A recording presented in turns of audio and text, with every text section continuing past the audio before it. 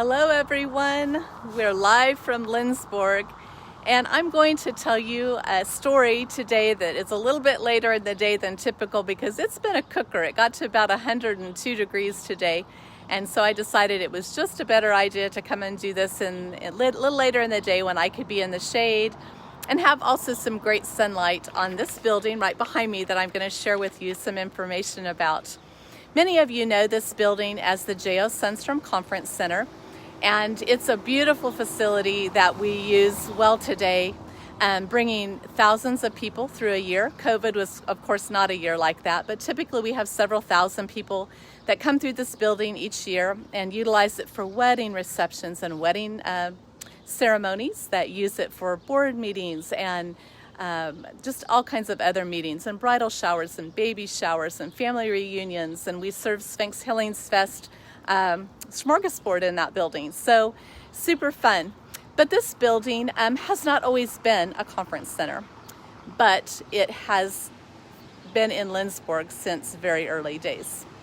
In 1879, the railroad came to Lindsborg, and with it came very economical and efficient shipping of goods to stock the shelves of local stores. And in 1879, this building behind me started its life as a department store here in Lindsborg. The two men that started this store both immigrated from Sweden at different times, but men by the name of Bergsten and Sundstrom, hence the name J.O. Sundstrom Conference Center. His name was Jacob O. Sundstrom. Both came to Lindsborg at different times, and arrived though in Sweden as some of the first members of the Swedish Agricultural Land Company, which was the land company that initiated the establishment of Lindsborg. And so Bergsten was very well established by the time Sundstrom came to town, and had this dream of putting in place something that was very unusual on the prairies of Kansas. He thought it would be a great idea to put in this new concept department store that would offer people many, many things they could not get in just a general store. And so with the arrival of this store that they dreamed up and built for, get this, the magnificent sum at that time of $7,000 was all, which was a lot of money back then, but today wouldn't even touch it. But they came together to build this, and this housed all kinds of it had amazing things. I mean, just multiple departments in it, to include a millinery. So you could get a fancy hat here even if you wanted to. This store continued on and was very, very successful with its opening day on December 23rd, right before Christmas, so you could do your last minute shopping just in its first days of being open. This store went on to be up and running.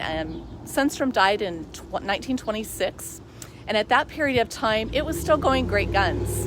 In fact, if you were to look at the newspaper, let me wait till the truck goes by, you would see an ad for the department store, but there were a number of local specialized stores in town, and I'm going to read you a list of those really quickly. I brought me a little cheat sheet along. There were 3 automobile dealerships, 3 grocery stores, 2 hotels, 2 men's clothing stores, 3 hardware stores, a shoe store, a fabric shop, 2 furniture stores, 2 drug stores, a coffee store, 2 barber shops, a dime store, and other retail and service businesses located here, many of them in downtown Lindsborg. Eventually, this building fell into disrepair, and it was purchased in 2003 by the city of Lindsborg because we knew we needed to do something with it. This was the main intersection in our downtown at Lincoln and Main, and something had to be done with this building. And the city thought possibly we could sell it to someone else, and they could fix it up and put some type of a business in it. But you have to understand, this is a huge building. It's 50 by 50 feet, I believe. Top floor, bottom floor, 2 floors that are full floors. And people would look at it and they would say, this is an amazing opportunity, but my goodness, I mean, this is so big, I don't know what I would do with it. And I just don't know even how I would afford to finish this space. So the city council decided in 2011, with a sales tax initiative, that they would go ahead and fix this building up, and we would put a conference center here that would benefit Lindsborg for many, many years to come. We had an engineer come look at this and the potential there, and when he looked at it, he said, oh my goodness, the foundation is so bad in this building, it would cost more money to fix it up than it would to just replace it. So an architect was hired, and the one thing that we requested of him was that this building would look like the old building on the outside. And they did their best. And if you were to look back at pictures, which I will share with you a little bit later today, on the Visit Lindsborg Facebook page, you'll see that there's really not a lot of difference on the outside. But I'm also going to share with you some pictures of the inside, because it's a beautiful, beautiful place today that the community and many other people can use for years to come. A great purpose for an old building. When this was finished and completed, one of the main concerns of people in our community was that it wouldn't look like the old building and their memories would be gone. One day I was just coming out of the conference center as it was finished, completed in 2013, and I had an older gentleman walking by, and under his breath I heard him say, well, I'll be darned.